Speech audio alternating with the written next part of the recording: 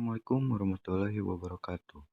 Baik, pada kesempatan kali ini saya akan mengangkat bahasan mengenai yang pertama, fakta dan data kapal selam KRI Nanggala 402. Oke, sebelumnya, kapal selam KRI Nanggala 402 dinyatakan tenggelam pada Sabtu 24 bulan 4 2021. Kapal selam milik TNI Angkatan Laut ini dikabarkan hilang kontak di perairan utara Bali sejak Rabu 21 bulan 4 2021. Panglima TNI Hadi Cahyanto menyatakan KRI Nanggala 402 mengalami subsum atau tenggelam setelah melakukan pencarian selama 72 jam. Pagi dini hari tadi merupakan batas akhir life support berupa ketersediaan oksigen di KRI Nanggala selama 72 jam. Unsur-unsur TNI Angkatan Laut telah menemukan tumpahan minyak dan serpihan yang menjadi bukti otentik menuju fase tenggelamnya KRTI Nanggala, ujar Hadi dalam konferensi pers Sabtu 24 bulan 4 2021. Insiden yang dialami KRI Nanggala 402 jadi sorotan dunia karena merupakan insiden terbaru mengenai tragedi kapal selam. Sebelumnya, terjadi berbagai insiden yang melibatkan kapal selam di berbagai negara. Dan berikut ini fakta-fakta mengenai kapal selam KRI Nanggala 402. Yang pertama, 53 prajurit gugur. Panglima TNI Hadi Cahyanto mengucapkan duka cita mendalam atas gugurnya 53 orang prajurit TNI Angkatan Laut yang gugur saat menjalankan tugas di KRI Nanggala 402. Hadi memastikan seluruh kru kapal selam KRI Nanggala 402 gugur. Hal itu ditetapkan berdasarkan sejumlah bukti otentik yang ditemukan. Prajurit-prajurit terbaik Hiu Kencana telah gugur saat melaksanakan tugas di perairan utara Bali. Atas nama TNI, saya sampaikan duka cita kepada seluruh keluarga prajurit yang gugur, ujarnya pada konferensi pers Minggu 25 April 2021.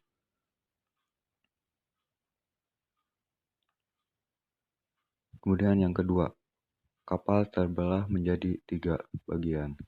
Kepala Staf Angkatan Laut atau Kasal TNI Yudo Margono menjelaskan KRI Nanggala 402 pada hari ini, Minggu 25 April 2021 pada pukul 1 WITA terdeteksi oleh KRI Rigel yang sedang melaksanakan multi-beam echo-sounder dan pertama kali diketahui pada kedalaman 800 meter.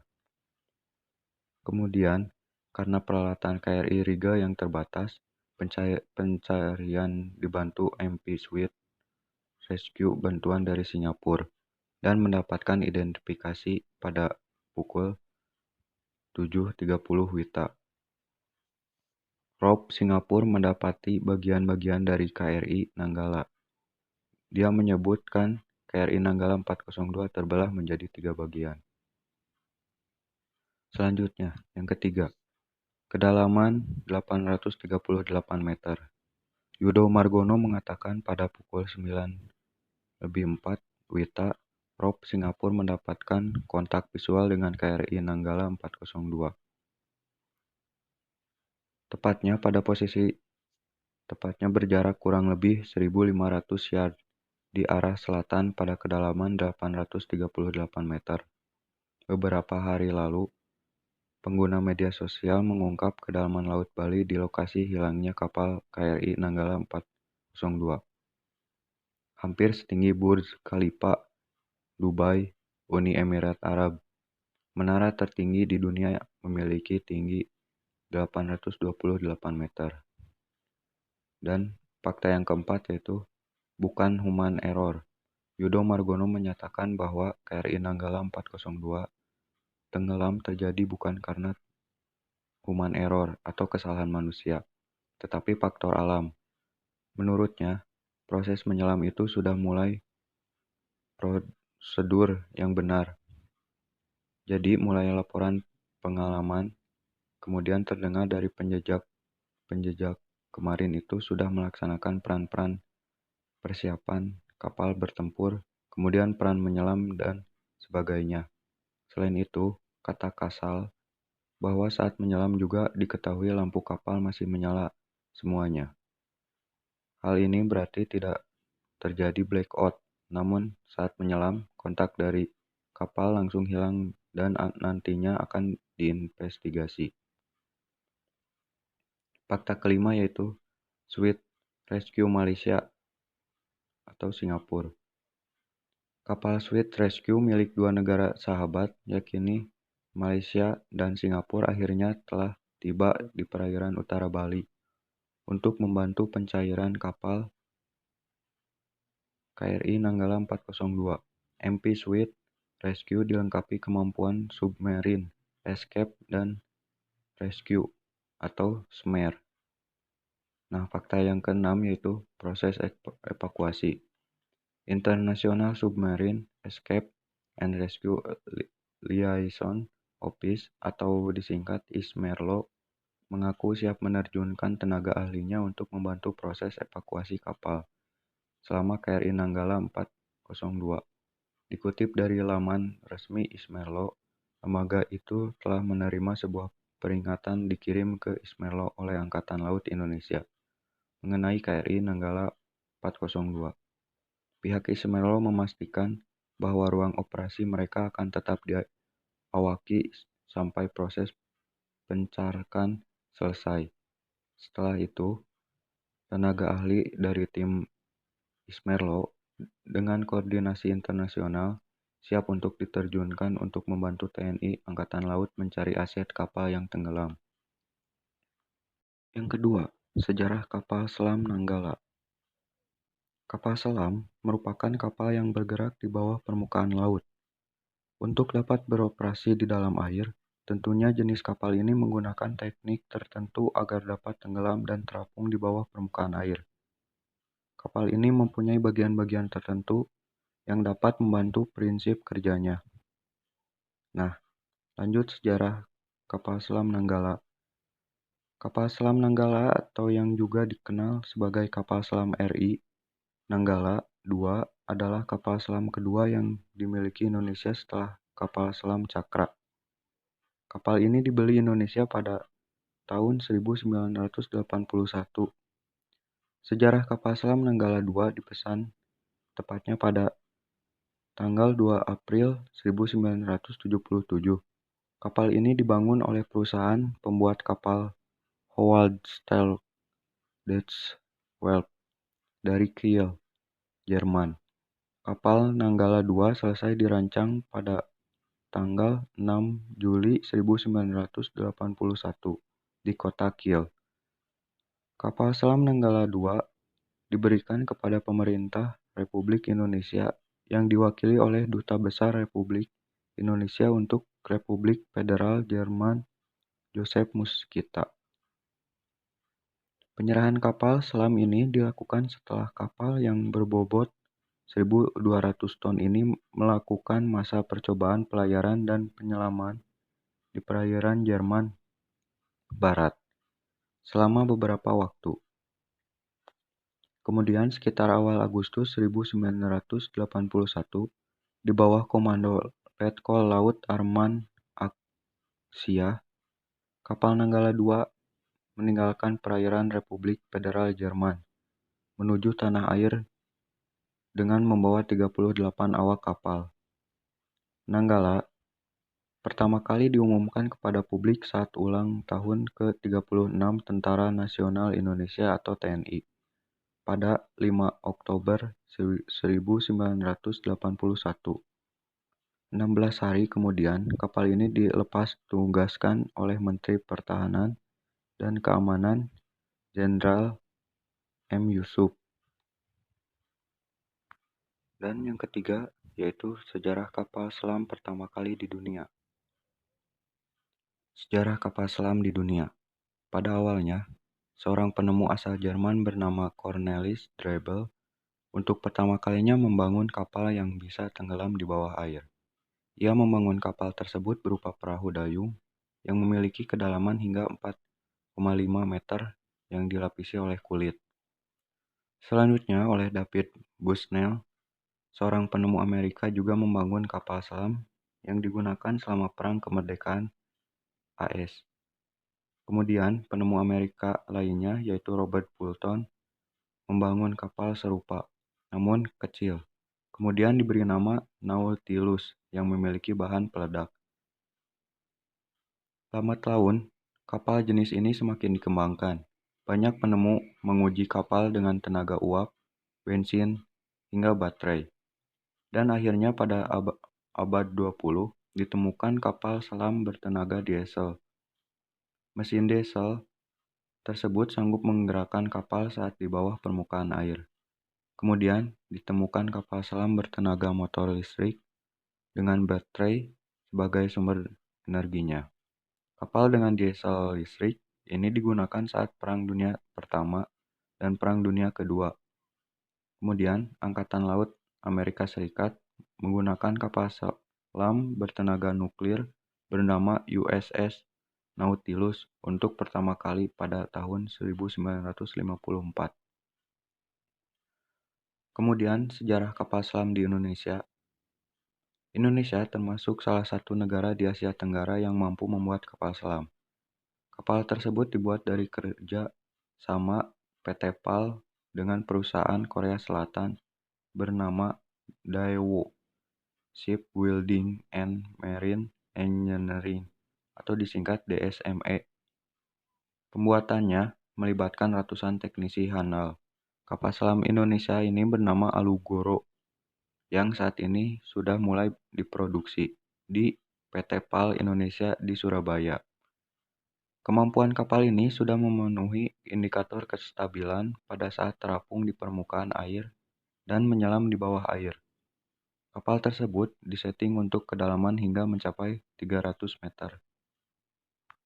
Dan selanjutnya ada kejadian serupa kapal selam tenggelam. Yang pertama ada Kursk. Kapal selam Kursk atau K-141 Kursk merupakan kapal selam rudal jelajah kelas Oscar kedua buatan Rusia. Dilansir dari Napal Teknologi, pada Desember 1994, Kursk jadi salah satu dari 30 kapal yang diambil bagian dalam latihan Summer X yang ditugaskan Angkatan Laut Rusia. Pada 12 Agustus 2000, Kursk tenggelam di Laut Barents. Kursk mengalami ledakan saat bersiap menembakkan torpedo tiruan selama latihan. Kecerobohan high-test peroxide HTP dari salah satu torpedo tipe 65 diyakini telah menyebabkan ledakan tersebut. Terdapat 118 orang dalam kapal selam tersebut. Masih ada 23 yang bertahan di kompartemen ke-9. Ketika kapal selam menghantam dasar laut, sayangnya mereka kemudian meninggal karena kekurangan oksigen. Yang kedua, USS Tracer. Pada 10 April 1963, kapal selam bertenaga nuklir USS Tracer atau SSN 593 hilang dan dinyatakan tenggelam. Melansir lawfareblog.com, 129 anggota awak kapal dan warga sipil di Tracer tewas bersamanya. Ini jadi catatan korban meninggal terbanyak akibat kapal selam tenggelam dalam sejarah. Beberapa menit sebelum tenggelam, Tracer sempat mengirimkan sinyal adanya gangguan kecil ke kapal Skylark. Kapal selam itu berada kedalaman sekitar 1.300 kaki pada saat kecelakaan terjadi. Masalah di bagian pipa yang mengakibatkan hilangnya daya diidentifikasi sebagai penyebab utama kecelakaan. Kemudian, yang ketiga, USS Scorpion. USS Scorpion atau SSN 589 merupakan kapal selam bertenaga nuklir kelas Skipjack 3500T yang ditugaskan Angkatan Laut Amerika Serikat pada Juli 1960. Masih dari Naval Teknologi. 21 Mei 1960, USS Scorpion melaporkan posisinya sekitar 50 mil selatan Azores dan tidak ada masalah yang dicurigai. Akan tetapi pada 27 Mei 1960 kapal selam ini gagal kembali ke Nelpok. Angkatan Laut Amerika Serikat melakukan pencarian, sampai akhirnya kapal selam diumumkan sebagai dianggap hilang pada tanggal 5 Juni 1960. Insiden ini menewaskan 99 awak kapal. Dan yang keempat, HMS Thetis. Kapal selam Inggris HMS Thetis atau N25 adalah kapal selam kelas T Group 1 yang dibangun oleh galangan kapal Camel Laird. Kapal selam itu diluncurkan pada Juni 1938 dan mulai beroperasi setahun kemudian. Kapal selam tersebut melakukan uji coba selama di Teluk Liverpool. Akan tetapi, masuknya air yang membanjiri tabung torpedo dan bagian haluan menyebabkan kapal selam karam sampai kedalaman 150 kaki. Insiden ini merenggut nyawa 99 orang dari 103 awak kapal. HMS Thetis diperbaiki dan ditugaskan kembali ke Angkatan Laut Kerajaan sebagai HMS Thunderbolt, tetapi dihancurkan oleh korvet Italia Cicogna pada Maret 1943. Awal kapal segera melepaskan pelampung dan meluncurkan suar bantuan. Kapal ini sempat mengapung selama beberapa jam, tetapi hanya 4 awak yang berhasil selamat sementara sisanya tewas karena mati lemas. Kemudian yang kelima yaitu K-129. Kapal selam K-129 merupakan salah satu kapal selam rudal balistik strategis Project 629A atau kelas Gold 2 dari armada Pasifik Soviet. Pada 8 Maret 1968, kapal selam K-120 tenggelam di Samudra Pasifik. Kapal ini sempat hilang kontak setelah meninggalkan Kamchatka dalam misi patroli pada Februari 1968. Ia sempat melaporkan posisinya saat uji coba menyelam tetapi tidak mengirimkan komunikasi lebih lanjut. Misi pencarian dilakukan, tetapi gagal. Pada minggu ketiga, Maret 1968, Angkatan Laut Uni Soviet mengumumkan K-129 hilang. Pada Agustus 1968, puing K-129 ditemukan oleh USS Halibut di barat Laut Oahu pada kedalaman sekitar 4.900 meter. Penyebab kecelakaan masih belum diketahui. Kejadian ini menewaskan semua awak di dalamnya sebanyak 98 orang. Dan yang terakhir yaitu 10 kapal selam tercanggih di dunia. Yang pertama ada kelas Seawolf dari Amerika Serikat. Beroperasi pada tahun 1997 dan memiliki kedalaman menyelam yaitu 487 meter. Dan memiliki senjata yaitu Mk-48 torpedo, kemudian rudal anti kapal subharpun, dan rudal jelajah Tomahawk. Kemudian yang kedua yaitu kelas Virginia, serupa dari Amerika Serikat. Beroperasi pada tahun 2004 dan memiliki kedalaman menyelam yaitu lebih dari 250 meter. Dan memiliki senjata torpedo Mk-48, kemudian rudal anti kapal subharpun, dan rudal jelajah Tomahawk. Mereka juga dilengkapi dengan 4 tabung torpedo 533 mm. Kemudian yang ketiga yaitu kelas Astute dari Inggris Raya. Beroperasi pada tahun 2010 dan memiliki kedalaman menyelam lebih dari 150 meter, dan memiliki senjata torpedo Cypress, kemudian rudal anti kapal subharpun, dan rudal jelajah Tomahawk. Kemudian yang keempat yaitu kelas Granny dari Rusia, beroperasi pada tahun 2013 dan memiliki kedalaman menyelam sekitar 300 meter dan memiliki senjata berbagai torpedo, kemudian anti kapal dan rudal jelajah. Selanjutnya yang kelima yaitu kelas Sierra 2 dari Rusia, beroperasi pada tahun 1992.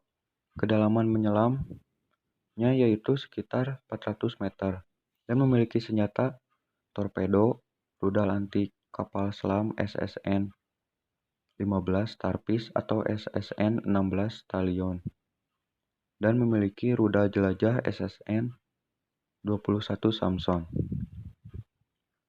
Kemudian yang keenam, kelas Los Angeles dari Amerika Serikat, yang memiliki beroperasi pada tahun 1988 dan memiliki kedalaman menyelam yaitu 450 meter dan disenjatai oleh torpedo Mk-48, rudal anti kapal subharpun, dan rudal jelajah serangan darat Tomahawk. Kemudian yang ketujuh ada kelas Akula dari Rusia, beroperasi pada tahun 1986. Kapal ini memiliki kedalaman menyelam sekitar 300 meter dan disenjatai oleh torpedo dan misil. Kemudian yang kedelapan yaitu kelas Soryu dari Jepang, mulai beroperasi pada tahun 2009 dan memiliki kedalaman menyelam sekitar 250 meter dan disenjatai oleh torpedo tipe 89. Kemudian rudal anti kapal subharpun. Selanjutnya yang kesembilan yaitu kelas Ahio dari Amerika Serikat, beroperasi pada tahun 2006 dan memiliki kedalaman menyelam yaitu 300 meter dan disenjatai oleh torpedo Mk-48, kemudian rudal jelajah Tomahawk.